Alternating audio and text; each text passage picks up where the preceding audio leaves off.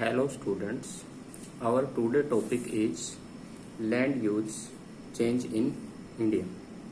भारत में भूमि उपयोग में परिवर्तन। लास्ट लेक्चर में हमने पढ़ा था कि भारत के अंदर लैंड यूज की जो कैटेगरी 9 है उनमें किस किस कैटेगरी में कितनी कितनी लैंड का यूटिलाइजेशन होता है। लैंड का टोटल ज्योग्राफिकल एरिया और टोटल रिपोर्टिंग एरिया के बारे में हमने पढ़ा था। आज का जो हमारा टॉपिक है वो है भारत में भूमि उपयोग का परिवर्तन। कि भारत में जैसे जैसे आर्थिक विकास में वृद्धि हो रही है उसका स्ट्रक्चर चेंज हो रहा है, उसका कंपोजिशन चेंज हो रहा है, पॉपुलेशन उस पर इंक्रीज हो रही है, तो वैसे वैसे जो हमारी लैंड के यूज कैटेगरी हैं वो किस किस डायरेक्शंस के अंदर चेंज हो रहे हैं, किस किस दिशा में परिवर्तित हो रहे हैं। तो इसमें देखिए, land use in a regions to a large extent is influenced by the nature of economic activity carried out in that region। किसी क्षेत्र में भूमि उपयोग अधिकतर वहां की आर्थिक क्रियाओं की प्रवृत्ति पर निर्भर करता है। जिस देश के अंदर या क्षेत्र के अंदर आर्थिक प्रवृत्तियां जो होती हैं वो प्राथमिक क्रियाकलाप पर निर्भर होती हैं, तो वहां पर भूमि का उपयोग सबसे अधिक प्राथमिक क्रियाकलापों में किया जाता है। और यदि वहाँ सेकेंडरी और टर्सरी, क्वाटनरी और क्वाइनरी एक्टिविटी पर वहाँ की इकोनॉमी डिपेंड है, तो लैंड का मैक्सिमम यूटिलाइजेशन जो है वो सेकेंडरी, टर्सरी, क्वाटनरी और क्वाइनरी एक्टिविटी में किया जाता है। अर्थात जिस देश की अर्थव्यवस्था कृषि पर निर्भर है तो वहाँ पर भूमि का सबसे अधिक उपयोग कृषि में किया जाता है। और अगर देश की अर्थव्यवस्था उद्योगों पर, परिवहन, संचार पर, सेवाओं पर निर्भर है तो वहां भूमि का अधिकतर उपयोग जो है वो द्वितीय, तृतीय, चतुर्थक और पंचम क्रियाकलाप के अंदर किया जाता है। However, while economic activity change over time, land like many other natural resources is fixed in terms of its area। समय के साथ आर्थिक क्रियाओं में बदलाव आता रहता है, लेकिन भूमि जो हमारे अदर नेचुरल रिसोर्स हैं उनकी तरह ही फिक्स है, इसके अंदर बदलाव नहीं आते हैं। अर्थात इकोनॉमिक एक्टिविटी हमारी बदलती रहती है, लेकिन भूमि का जो हमारा कुल एरिया है, जो क्षेत्रफल है, वो हमारे पास फिक्स रहता है। आर्थिक क्रिया जैसे जैसे बदलती हैं वैसे वैसे हम इस निश्चित भूमि के उपयोग में भी परिवर्तन करते जाते हैं। At this stage, one need to appreciate 3 types of change that an economy undergoes which affect land use। हमें भूमि उपयोग को प्रभावित करने वाले अर्थव्यवस्था के तीनों परिवर्तनों को समझना चाहिए और उनका एक्सप्लेन करना चाहिए कि वो किस प्रकार से भूमि के उपयोग में परिवर्तन लाते हैं और भूमि के उपयोग को वो प्रभावित करते हैं। तो ये इकोनॉमी के जो चेंजेस हैं इनमें सबसे पहला हमारा आता है साइज ऑफ इकोनॉमी, दूसरा आता है हमारा कंपोजिशन ऑफ द इकोनॉमी और तीसरा आता है प्रेशर ऑन लैंड। तो ये किस प्रकार से चेंजेस होते हैं ये हम देखते हैं।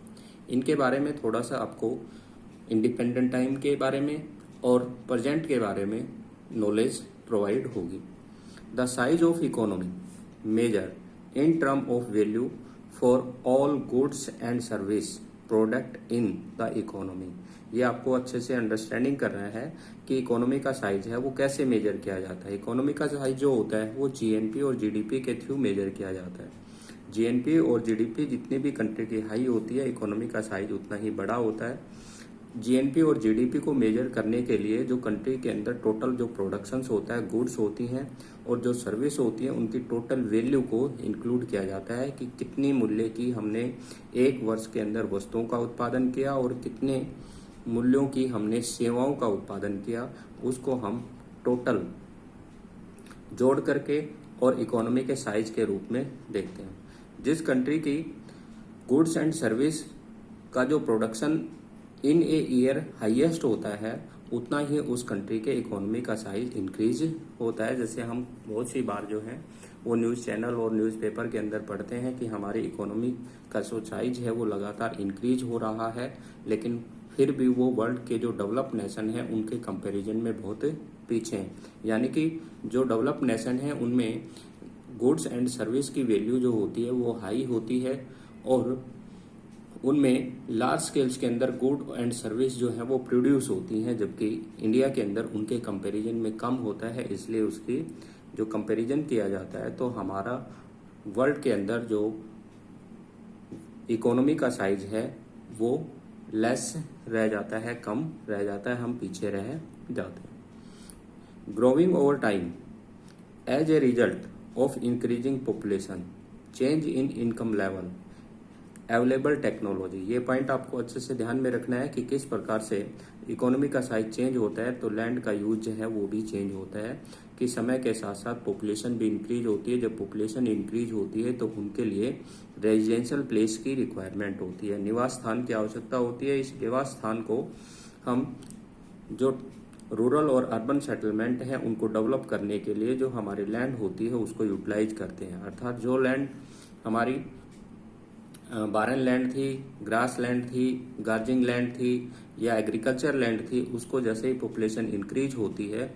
तो उसके साथ साथ उस लैंड का यूज जो है वो हम एग्रीकल्चर की बजाय जो है वो रेजिडेंशियल प्लेस के अंदर यूज करना स्टार्ट कर देते हैं। दूसरा आता है चेंज इन इनकम लेवल। जैसे ही ह्यूमन बीइंग के इनकम का लेवल चेंज होता है तो लैंड का यूटिलाइजेशंस भी मैक्सिमम होने लग जाता है, उसके लैंड का यूज भी चेंज होना स्टार्ट हो जाता है।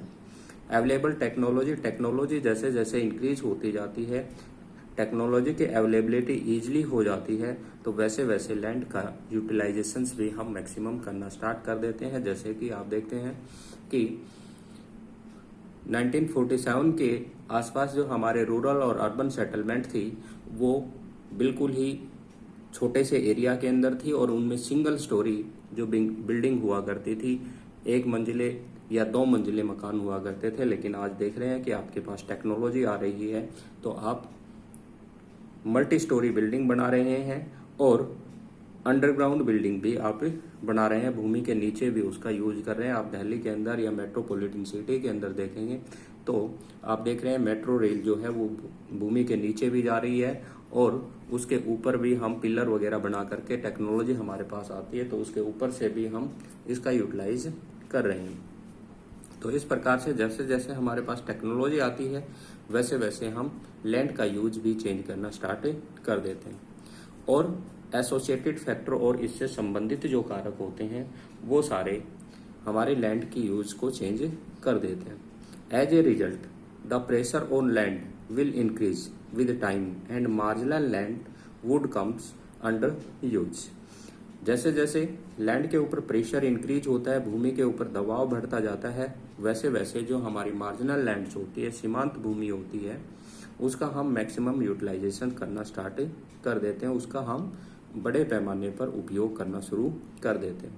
क्योंकि हमारे पास टेक्नोलॉजी आ जाती है और इनकम लेवल हमारा इंक्रीज हो जाता है, जिसके कारण से हमारी जो थोड़ी सी भूमि होती है उसका भी हम मल्टी यूज करना स्टार्ट कर देते हैं। जैसे कि आप देखते हैं कि जो आपके शॉपिंग मॉल्स होते हैं, इन शॉपिंग मॉल्स के अंदर लैंड का मल्टी यूज होता है, वहां पर रेजिडेंशियल प्लेस भी बनाए जाते हैं, वहां उस लैंड को एडमिनिस्ट्रेटिव पर्पज के लिए भी यूज किया जाता है, उस लैंड को जो है वो कॉमर्शियल पर्पज के लिए भी यूज किया जाता है, उस लैंड को पार्किंग एरिया के लिए भी यूज किया जाता है और उस लैंड को जो है रेजिडेंशियल प्लेस के लिए भी यूज किया जाता है। तो इस प्रकार के मैक्सिमम यूटिलाइजेशन होता है। एक सिंगल जो लैंड का पार्ट होता है उसी को हम मल्टी यूज के अंदर लेकर के आते हैं। तो ये क्या हो जाता है कि लैंड पर जैसे ही प्रेशर इंक्रीज होता है तो मार्जिनल लैंड का मैक्सिमम यूटिलाइजेशन होने शुरू हो जाता है। ये था size of economy. Economic size को और हम आपको बताते हैं कि 1947 के अंदर इकोनॉमी का साइज जो है वो स्मॉल था और हमारी टोटल जो इनकम थी, नेशनल इनकम थी और जीडीपी थी, वो एग्रीकल्चर पर डिपेंड थी। लेकिन आज आप देखते हैं कि हमारी जो इकोनॉमी है वो सेकेंडरी और टर्सरी की ओर शिफ्ट हो रही है, एग्रीकल्चर पर उसकी डिपेंडेंसी है वो रिड्यूस हो रही है, उसका मात्रा का लेवल जो है वो कम होता जा रहा है।